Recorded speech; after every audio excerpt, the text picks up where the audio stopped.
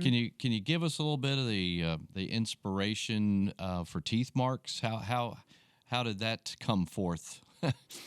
Well, I'm about to play the title track from the record Teeth Right. Marks, and I kind of throughout the album go across kind of the different imprints love leaves behind, either from love or the lack of it. And that's not just spoken about in a romantic sense. I try to cover, basically society, empathy or not. I feel like the song I just sang was more about, why is it that we have to have a firsthand experience with tragedy for us to care about others? That's a mark left on us by other people. There's a lot of unrequited love songs in this album. Obviously, we all know how that feels. And then you have a few tracks that are about self-love and how it impacts you if you give it or not.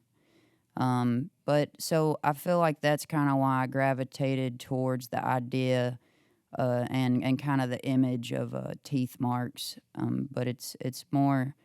I feel like this is a love album in its truest form because it kind of covers more of the broadness of the word instead of limiting it. Yeah, getting into there's so many kinds. You're right, and I know the song kind of explains itself, but the lyrics and everything. But I kind of wanted to see if I could get a little more about your inspiration for that song and for the album. I guess when you look at it that way, but. Oh, are you wanting my inspiration behind the song Teeth Marks? Sure. Is that what you were asking That's for? That's sort of what I was after. I should have been more specific. Oh, I just got my heart broke. That's it. That's the short of the long. That's it. That's it. Sometimes it's that simple. Yep.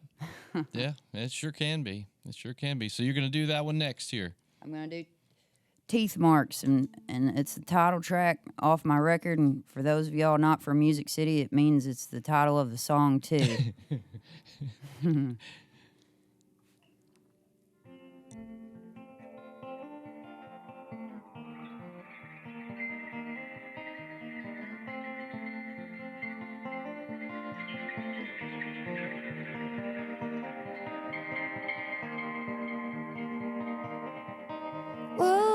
A bit when you pulled that card, telling me you're gonna bless my heart. Well, it is.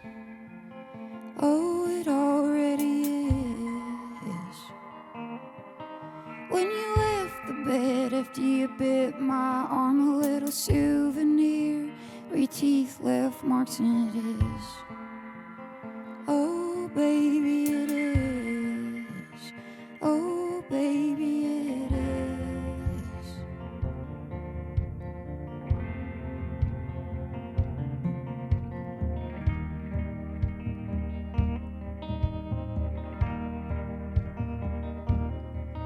Prayed over dead birds in your city park. I held your hand as I crossed my heart, yeah, it did. Oh, you know it did. Oh, you know we left them there. We took a funeral march. The goodbye to you was the hardest part, but I did. Oh, you know I did.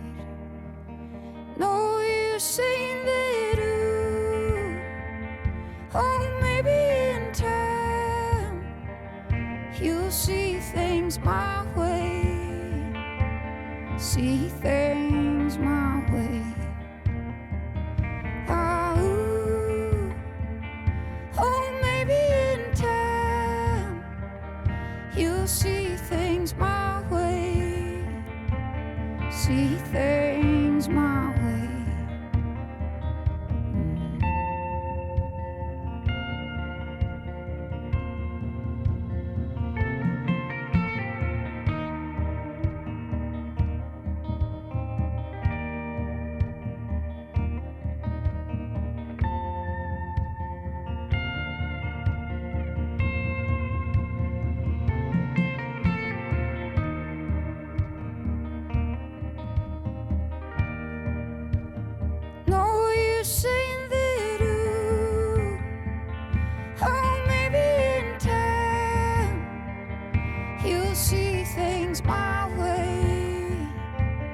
see things my way.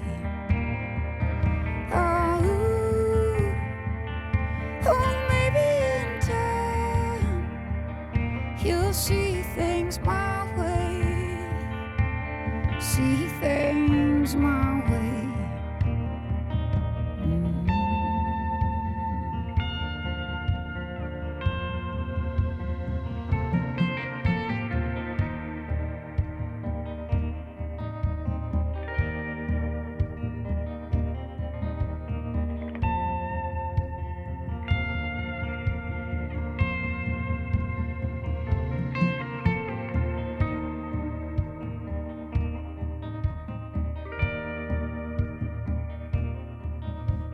It's just like you to say something smart, telling me how this shouldn't break my heart, but it did. Oh, you know it did.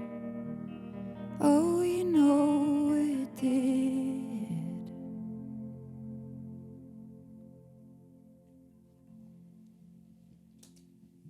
S.G. Goodman in Studio B, title song from the album, Teeth Marks. And again, S.G. Goodman going to be at Gray Eagle in Asheville tonight. Some great live music on a Tuesday.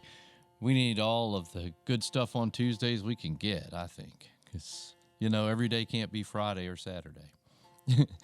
But thanks for coming in today. We will do one more song, but I was, you live in Kentucky still. You haven't, like, moved to Nashville or whatever, New York or somewhere, right? I mean, these days I don't really technically live anywhere, but I do have a house in Kentucky. I did live in Nashville for about 6.5 months and got out of there as soon as I could. And, you know, I love where I live and love the people there.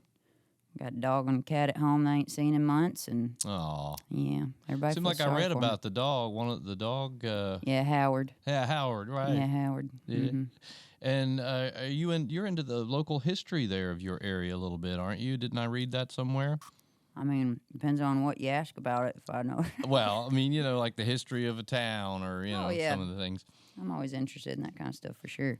Yeah, but I read something about that, and then I noticed something called Terrapin Station. Mm-hmm. Yeah, it's a little record store in Murray, Kentucky. If you ever get down 24, maybe between Nashville and St. Louis, you ought to pop into Murray because it's truly a gem. You know, there's not a lot of independent record stores left, and this one's been around about 36 years. Started in a house in Murray and has had a storefront for a while now, but a good buddy of mine has been working there since he was 14, and it's a supporter of local music. It's where I cut my teeth. My bandmate Steven and I have played many a times in Terrapin Station. I was going to ask you, do they do live music there as well? They do. They did it a lot more before the pandemic, and I'm sure it'll come back. But I've seen bands there all over the nation, even globally, come through Murray, Kentucky. So it's a great place to have around, you know? Right. Well, there's a number of artists from Kentucky, and all of them talk about the influences of Kentucky's music that that is in what they do, and everything Kentucky music wise is not all based in Bill Monroe and bluegrass. No. You got some great bluegrass folks from there, but that's not what it's all. It's not what it's all about. There's so much more, right? Yeah, absolutely. Kentucky. We have one of the most popular rap artists right now, Jack Harlow. He's a Kentucky boy, but also one of the most influential post-punk bands, Slint, are out of Louisville. You have a lot of there's a lot of post-punk, and we have like Will Oldham, Bonnie Prince Billy. We got people kind of, they're not, I wouldn't say in any way bluegrass or whatever. We have, Joan Shelley. We have rock bands, My Morning Jacket. And we got some, country-leaning folks, Kelsey Walden, Tyler Childers, Chris Stapleton, Dwight Yoakam. Sure. Do you just want me to keep going? Oh, I knew you could list them all day long, Yeah. man. Yeah, Kelsey, we're playing her new record, and and of course, then you got folks who straddle the fence. Ricky Skaggs is from Cordell, and he's country and bluegrass and everything else probably along the way. And then Patty Loveless also from up that way, and Larry Cordell, and you got that bluegrass stuff going, but there's so much more, like you just mentioned. And thank you for bringing those names out. So Terrapin Station, what caught my eye was that it was a record store. Yeah. And I always loved it. Is it, paint a picture if you can. Is it set up like the classic record store, lots of vinyl bins and, Oh, yeah. and all that? Okay. Definitely. Yeah, you can pilfer around in there for a long time. Probably For got sure. CDs and stuff too, but the vinyl is is what I always go after, and Yeah. vintage posters if they have them. And Well, they definitely have some posters, and they definitely probably have some vintage ones, but they're on the wall and probably are, the owners or something. But yeah, it's a good little place to visit for sure.